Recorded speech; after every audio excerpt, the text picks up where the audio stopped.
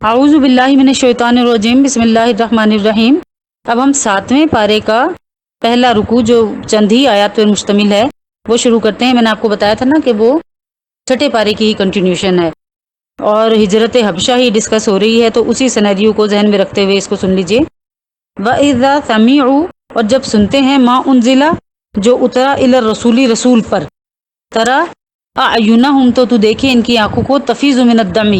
ابلتی ہیں آنسوؤں سے، مما عرفوا، وجہ اس کے کہ انہوں نے پہچان لیا، من الحق، حق بات کو، یقولون ربنا، کہتے ہیں اے ہمارے رب، آمنا، ہم ایمان لائے، فاکتبنا مع الشاہدین، تو لکھ دے ہم کو ماننے والوں کے ساتھ، وما لنا لا نؤمن باللہ، اور ہمیں کیا ہوا کہ ہم ایمان نہ لائیں باللہ، اللہ پر، وما جاءنا من الحق، اور اس چیز پر جو پہنچی ہم کو حق سے، فنطمع ان يدخلنا، اور توقع رکھیں کہ ہم داخل کریں، توقع رکھیں اس کی کہ داخل کرے ہم کو ربنا، ہمارا رب، مع القوم الصالحین، نیک بختوں کے ساتھ، نیک جماعت کے ساتھ، فاثابہم اللہ، پھر بدلے میں دیا ان کو اللہ نے، بما قالوا، ان کے یہ بات کہنے، یعنی جو اوپر جو ذکر ہوا ہے اس بات کے کہنے پر، یعنی وہ ایمان لے آئے تھے نا، کیا اللہ تعالیٰ نے بدلے میں دیا، جنات تجری من تحتها الانہار خالدین فیہا، باغ جن کے نیچے بہتی ہیں نہریں، ہمیشہ رہیں گے اس میں، وذالک جزاء المحسنین، اور یہی بدلہ ہے نیکی کرنے والوں کا، والذین کفروا، اور جو لوگ منکر ہوئے، وکذبوا بآیاتنا، اور جھٹلانے لگے ہماری آیتوں کو، اولئک اصحاب الجحیم، وہی لوگ ہیں دوزخ کے رہنے والے۔ اب دیکھیے، میں نے آپ کو بتایا تھا پچھلے رکوع میں بھی کہ جب وہاں نجاشی کے پاس حضرت جعفر طیار نے تقریر کی اور ایک اسلامی تعلیمات کا مختصر اور لیکن جامع خاکہ کھینچ دیا، تو پھر وہاں جو ہے نا، نہ صرف ان لوگوں کو رہنے دیا گیا بلکہ وہاں کے عوام، حکام، سب کے دل میں اسلام اور پیغمبر رسول اللہ صلی اللہ علیہ وسلم کی سچی محبت اور عظمت اللہ تعالیٰ نے پیدا کر، جس کا نتیجہ یہ ہوا کہ جب رسول اللہ صلی اللہ علیہ وسلم نے مدینہ طیبہ کی طرف ہجرت فرمائی تو آپ کا اکابر صحابہ کا مطمئن ہو جانا معلوم ہو گیا، اور مہاجرین جو حبشہ تھے نا، انہوں نے مدینہ طیبہ جانے کا عزم کیا، یعنی وہاں سے وہ ادھر آ گئے نا، صحابہ ادھر آ گئے۔ تو نجاشی نے کیا کیا کہ ان کے ساتھ نا اپنے ہم مذہب نصارہ کے جو بڑے بڑے علماء مشائخ تھے نا، وہ وفد حضرت صلی اللہ علیہ وسلم کی خدمت میں بھیجا، جو 70 آدمیوں پر مشتمل تھا، جس میں 62 حضرات جو تھے وہ حبشہ کے تھے اور 8 شام کے تھے۔ تو جس وقت یہ جو حبشہ سے جو وفد آیا ہوا تھا وہ دربار رسالت میں حاضر ہوا، تو وہ بڑے جو ہے نا ایک درویشانہ اور راہبانہ لباس میں حاضر ہوئے، اور رسول اللہ صلی اللہ علیہ وسلم نے ان کو سورہ یاسین پڑھ کر سنائی۔ تو یہ لوگ سنتے جاتے تھے، آنکھوں سے آنسو جاری ہوتے، سب نے کہا کہ یہ کلام اس کلام کی کتنا مشابہ ہے جو حضرت عیسیٰ علیہ السلام پر نازل ہوتا تھا، اور یہ سب کے سب مسلمان ہو گئے۔ یعنی یہ 70 لوگ جو وہاں سے آئے تھے احوال کی تحقیق کے لیے، مسلمانوں کے وہاں پہ سن کر اتنی تعریفیں، مدینہ طیبہ یہ لوگ جب نبی پاک صلی اللہ علیہ وسلم آ گئے اور یہ لوگ وہاں سے آئے تو یہ سارے کے سارے مسلمان ہو کے لوگ،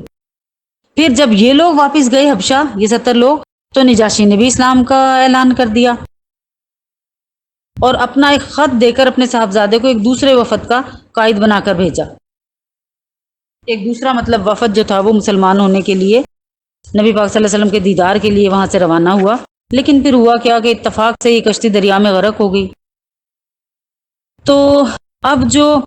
حبشہ کا بادشاہ تھا نا،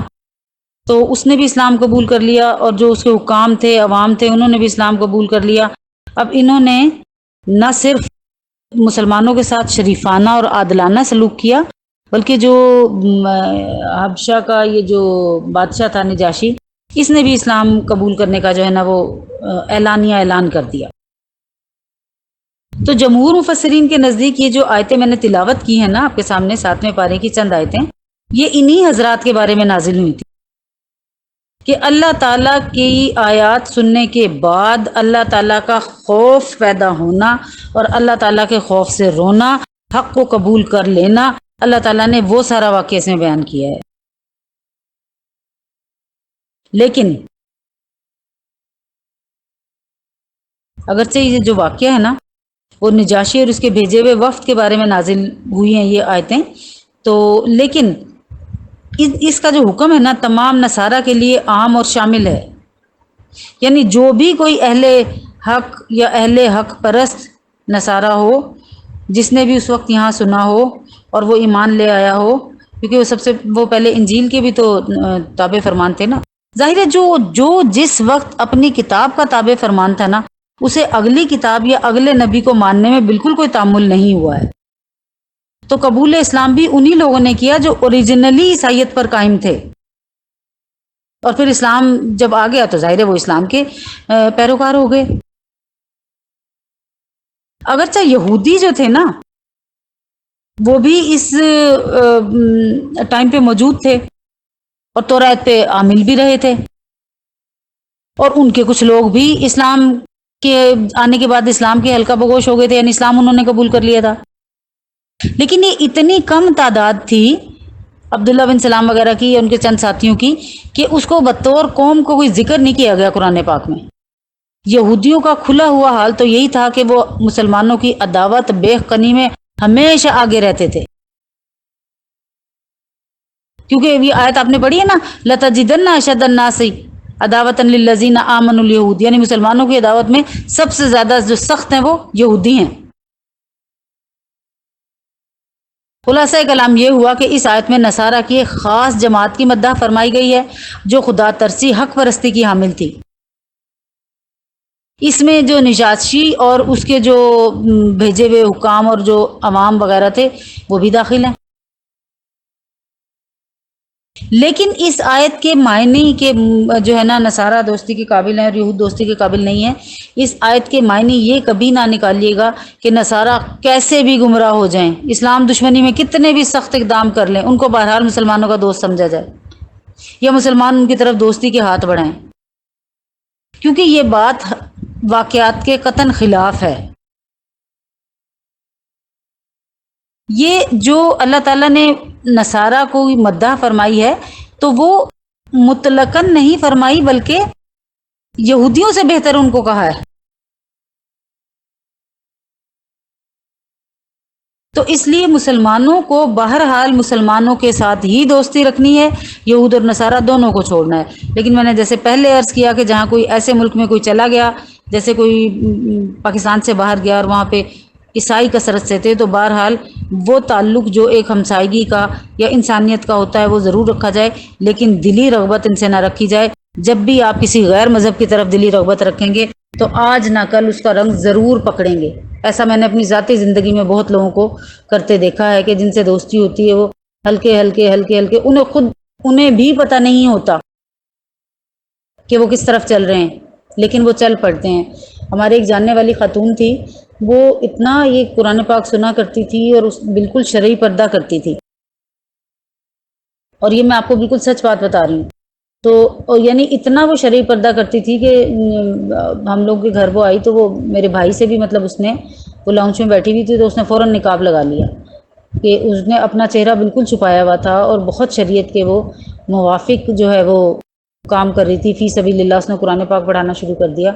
پھر کیا ہوا کہ اس کی ایک یہودی عورت سے دوستی ہو گئی. اس یہودی عورت کے پیچھے کیا تو وہ خاتون عبایا لیا کرتی تھی اور قرآن پاک فری کہیں پڑھانے جایا کرتی تھی، تو کیا اس خاتون نے کوئی ایسا جیسے اسٹیٹ ایجنسی وغیرہ نہیں ہوتی جو پیورلی آدمیوں کا کام ہے، وہ اس نے کرنا شروع کر دیا اور وہ پینٹ اور ٹی شرٹ پہننا شروع ہو گئی اور اس نے اپنے بالوں کی کٹنگ کروا کے ایک پونی بنا لی اس کی. تو بتانے کا مقصد یہ ہے کہ نہ چاہتے ہوئے بھی انسان اسی راستے پہ چل نکلتا ہے جس راستے پہ اس کے حواری موجود ہوتے ہیں. تو اپنی دوستیاں ہمیشہ دوستانہ تعلقات دیکھ کر بڑھائیے کہ آپ کس فیملی میں کس طرف ہیں. الحمدللہ ہم سارے مسلمان جگہوں پہ رہتے ہیں، ہم مسلمان ہیں، ہمارے میں سے کوئی بھی ایسا بہراروی کا وہ نہیں ہوتا، لیکن پھر بھی مسلمانوں میں سے بھی وہ فیملی دیکھ کے دوستی بڑھائیے جہاں آپ کو کچھ سیکھنے کو ملے، کو اللہ کا قرب حاصل کرنے کو ملے. اللہ کے نیک بندوں سے بغض اور عداوت انسان کو نفرت کے ان گڑھوں میں پہنچا دیتی ہے کہ صرف آگ ہی آگ رہتی ہے اس دنیا میں بھی اور آخرت میں. اللہ تعالیٰ مجھے اور آپ کو جو کچھ سنا اس پر عمل کرنے کی توفیق عطا فرمائے. آمین. وآخر الدعوانا ان الحمد للہ رب العالمین.